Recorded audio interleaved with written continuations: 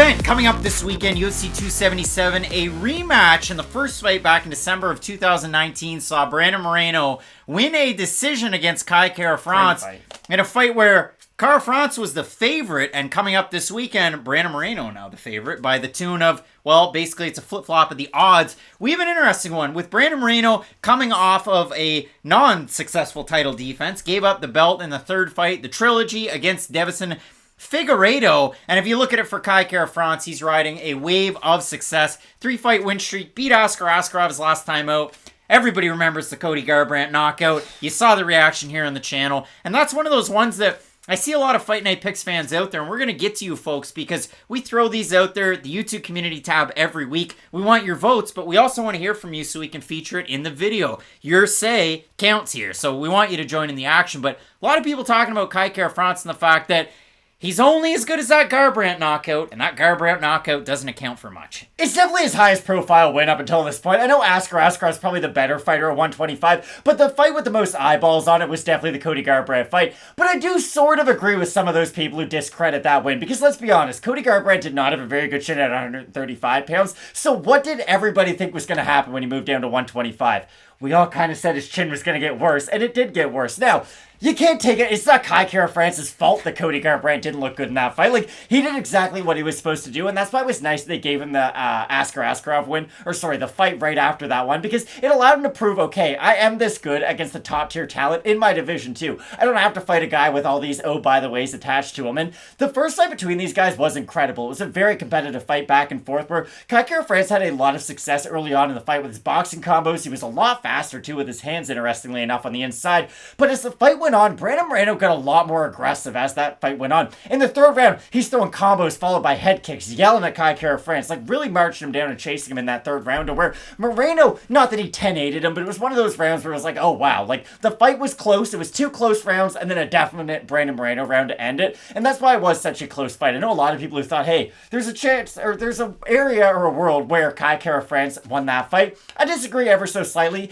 There can be close fights without there being robberies, but it was a very close fight, and if it was that good for 15 minutes, I can't wait to see these guys fight for 25, because Moreno is one of the greatest chins of all time, so the best cardio of all time, and Kai Kara-France is shown to be one of the most well-rounded guys in this division, and one of the most heavy-handed strikers, so this is one of those fight of the night fights without a doubt. And for Kai Kara-France, first opportunity at a 5-round fight in the UFC. We'll have to see how the team at City Kickboxing with Eugene Behrman's able to get him ready for a fight like this, but you look at the losses in the UFC, I mean, Brandon Moreno, Brandon Royval, the Brandons have his number, so another opportunity for Moreno here, but you go through the overall career, and there were so many names that you recognize on Kai Kara-France's record before coming into the UFC. Now, maybe they were off of losses, like Danao Bakary, Mark Striegel, there was Pantoja on The Ultimate Fighter, Tatsumitsu Wada over with Ryzen, but you look at the wins, and I mean, especially coming into the UFC, Elias Garcia, Raulian Paiva, Mark De La Rosa, Tyson Nam, Rogerio Bontorin, wild fight. A knock him out, drag him out, first round fight of the night style. Knocks out Garbrandt, beats Askar Askarov in a fight that's relatively contentious. You can make an argument either way. I thought Kai Kara-France won 2 of those rounds, but I'm here to listen to your argument. But again, for Moreno, you touch on just kind of the run that he's gone on since he got cut off the Pantoja loss. Wins the flyweight belt against Michael Perez over with LFA. Comes back to the UFC, has the draw against Askarov. Whether you thought Moreno won or not, it was a close fight. But then he goes on that run. Kai Kara-France, Jussier Formiga, finishes Brandon Royval, and it was kind of gross the way that one ended. You don't want to see a fight end that way. But then the draw against Figueiredo, the win, the finish against Figueiredo, and then the loss by decision. It'll be interesting to see. You know, we talk about motivation, we talk about this and that with fighters, and I never like to question it, but the only thing I have is, why specifically changing camps to Glory MMA and Fitness and working with James Krause and some of the training partners that are over there instead of Entram Gym to get ready for some of these different fights, especially the fight against Kai Kara-France, because I would think for Moreno, you're going to go there, the heart of America, to work your wrestling to fight against a very good striker. I don't want to say we had inside information, but we did talk to him when he was on the Marcus Deegan show. You know what he said during that show? I'm going to move to America. I'm going to train in America. This isn't some big secret if you have been following along. So for Brandon Moreno, I don't think this is just one spur-of-the-moment camp change where it's like, hey, I lost my last fight. I need to make a wholesale change. I really do feel like in this matchup against Kai Kara-France, we will see that wrestling side of him a lot more. Okay, that was my question. What's your why? What's my why? That's a very deep question. But no, for Brandon Moreno, he is trying to get back to become a title. He had one of the greatest rivalries this division's ever known, and he's arguably one of the best fighters in this division in this era. Now, of course, Mighty Mouse is always going to be the GOAT at this division. It's almost going to be impossible for anybody to replace him because in hindsight, some of his numbers look like Wilt Chamberlain's numbers from like the 62 season. You're like, wait, he averaged 48 and a half minutes a game? Aren't games only 48 minutes long? Like, some of those stats don't make any sense. Like but the stats on the court or in the bedroom? Listen, they both get pretty legendary, but that's the thing about Brandon Moreno. These guys had a very close 3-round fight where Brandon Moreno got a lot stronger as that fight went on. I've been quoted as saying multiple times that if fights were in 5 rounds and if fights just never ended, Brandon Moreno would be undefeated. Like, his cardio, his output is legendary stuff. And I know he has eaten a lot of big shots, especially in that last 3 fights, or in those last 3 fights against Davis and Figueiredo. But that's the thing. If you fight Figueiredo for like 90 minutes combined, you're probably going to get hit by some big shots along the way. And in the third fight, it was interesting because, okay, they fought to a very close one the first time around. It was a draw, but Figueiredo won. He just lost a point. Moreno came out like an absolute demon the second time and looked as good as he has ever looked throughout his career. And in the third fight, it was very back and forth, but Moreno got dropped a few times by some really big shots from Figueiredo, and those were the difference in the matchup. The thing is, Figueiredo can carry his power late into fights. He is one of those one-of-one kind of unicorns, if you will, to where most power punchers do not carry their power late in fights. And in that fight, I vividly remember Figueiredo looking really tired. And you're like, oh my goodness, is Moreno going to pour it on now? And then when he needed to land that one big shot, he was able to do it. He just sort of has that innate ability to be able to rally back into fights when he has to. I don't know if Kai Kara-France is cut from that same cloth. I know he can get down bad in the first part of a fight and then rally through. I don't question his heart by any means in that capacity. But when you look at how Brandon Moreno lost to Davison Figueiredo, it was okay. We're fighting at a crazy all-time pace, and then I'm getting hit by some big shots because this power puncher just so happens to be able to keep up this pace with me. I think Kai Kara-France can make this fight very interesting early on. I even think it can hurt Brandon Moreno.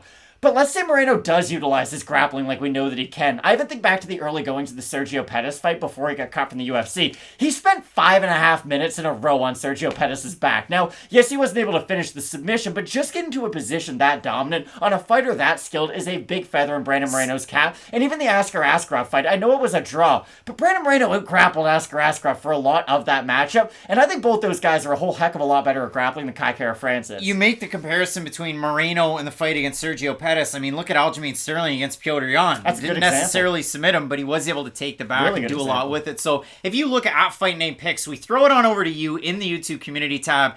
1,300 votes in 9 hours, so kudos to you. That's more than you're going to find on Tapology right now. 59% going with the former champ Moreno, 41% Kai Kara-France. Going into the comments, that can get a little...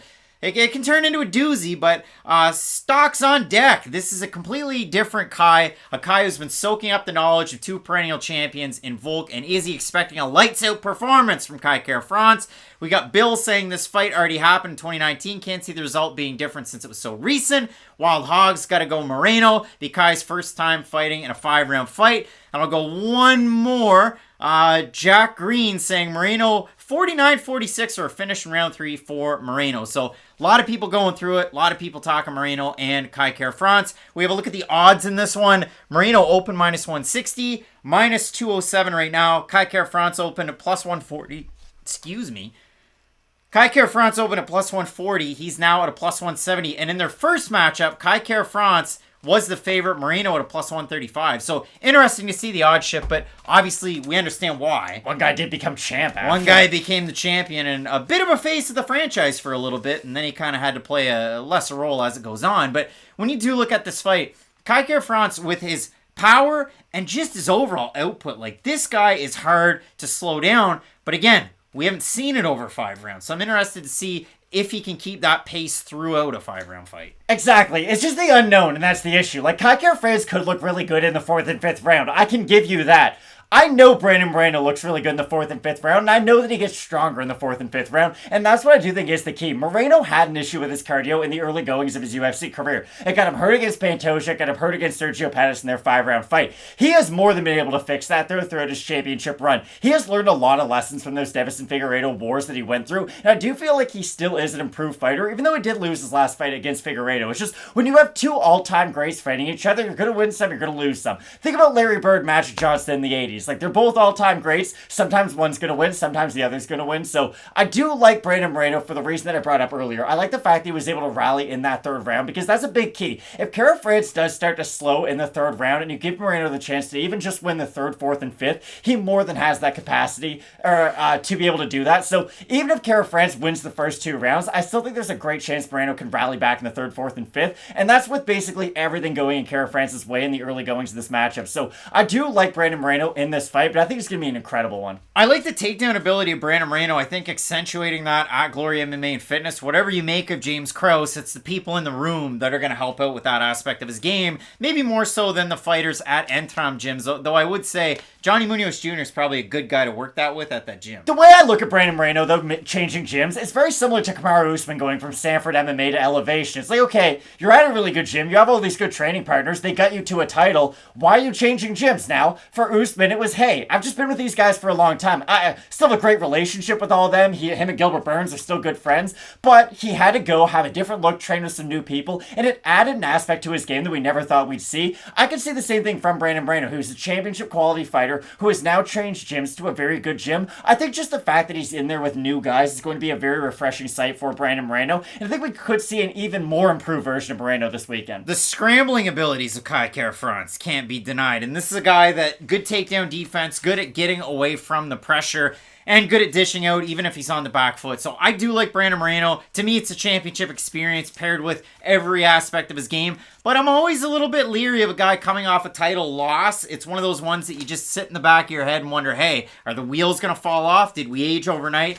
How will it play out? So both of us in this one going with Mexico's assassin baby Brandon Moreno to get the interim belt to fight Deiveson Figueiredo for a 4th time. I'm here. I've watched those guys fight 9 times. Like, I don't care how many times Moreno and Figueiredo get paired up for the title. Just give it to us, UFC. Like, there's so many of these gatekeepers who are the #1 contenders right now that it makes me sick. Because, like, in middleweight, okay, I don't care who fights Israel Adesanya at this point. You know why? Because they've all lost to Robert Whittaker, too, and I know Izzy's quite a bit better than Whittaker.